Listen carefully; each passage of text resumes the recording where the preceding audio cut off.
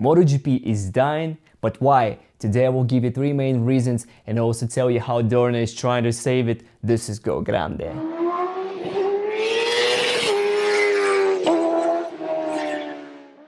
Hi everyone, this is Go Grande. I've been working with some MotoGP manufacturers, team riders, sponsors and amazing people in the paddock who made this dream sport come true. In 2017, an opening year in Qatar had over 3.6 million of people who watched MotoGP in Italy. In 2021, this number was reduced to 2.3 million. However, this year, in 2022, it barely made 1.6 million in Italy. Also, Sky Sport 1 recently published its data, and they said the same opening Grand Prix this year had a drop of 52% in comparison to whatever they had last year. What are the reasons? Why MotoGP is decreasing in popularity and views? Well, there are 3 primary reasons and they're all linked to each other.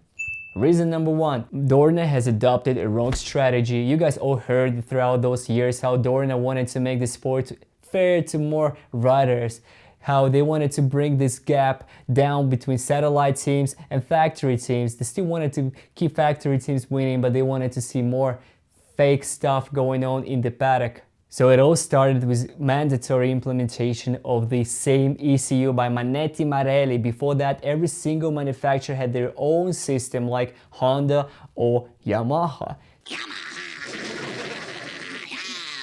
According to Dorna's plan, they wanted to produce more superstars instead of having 3 strong riders fighting for every single podium or championship, but to have more riders. In fact, different riders every single Grand Prix or manufacturers in their vision. This could have boosted the overall competition and attention into the sport.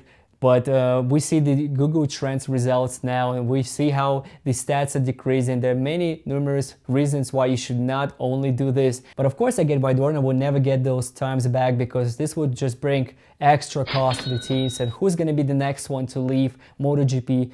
Whose budgets and sponsors will be able to deal with those new costs and budgets? Of course, it would be great for us, the viewers, to see the sport, but so far it's just quite impossible. Why isn't it possible? It's just not. Why not, you stupid bastard? So finally, Dorna realized that this strategy doesn't work.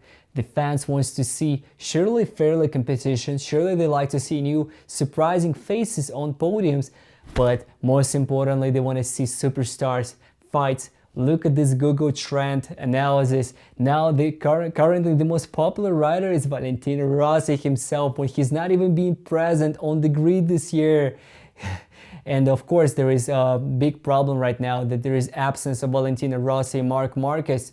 When he's been injured, Valentino Rossi has been retired. Sky Sport has recently commented that this is the primary reasons why the significant drops are following Italy so far. It's because of the absence of Valentino Rossi. In Spain they say, well, it's also Vale and it's also Marquez, but it's not only that. So Dorna needs those superstars. They need to produce these guys. They need to have more competition. They need to have more fights by the end of the day. So of course it's the biggest problem. People need to have those influencers in the sport. Third reason is the age. We're not too old for this shit.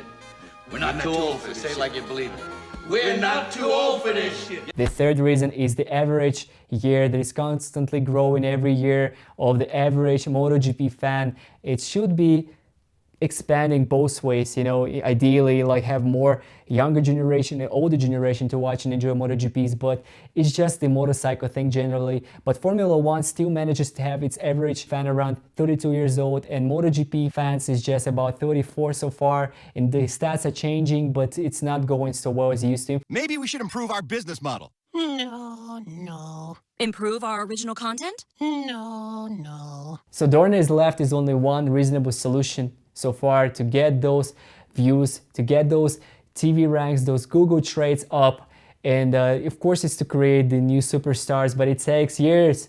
So what else works? Drama. But do you guys want to know what are the best years for Dorna and MotoGP in terms of Google Trends and popularity? Look at the graph, year 2011 and year 2015. In 2015, it was a year when Rossi almost got his 10th title, and of course it was this notorious kick.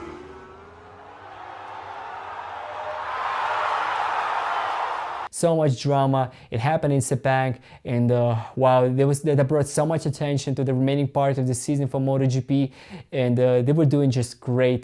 But before that, it was year 2011, and this is when Marco Simoncelli has passed away. It was all over the media, all around the world, so much attention to MotoGP. And of course, I don't want to say Dorna needs this stuff or they want to bring it, but of course it was good for them. I think seeing all over the news this sad image of the strong rider who passed away, and you have all those sponsors waiting at him. I'm sorry for bringing it up. You think it's not important? Think for yourself. And of course, drama is the only thing that it needs so far. Dorna needs to change a lot of things, and I certainly wish them well. Don't get me wrong, I'm not their enemy. I really love this sport, and I, just like you guys, I want it to be as popular, as nice, and as enjoyable as always. Well, that's all I have for you guys today. Write down in the comment section, what would you suggest to Dorna to change in the sport? What do you like most in it, and what do you hate in it? And remember, MotoGP isn't just a sport, it's an art, and let's keep it this way.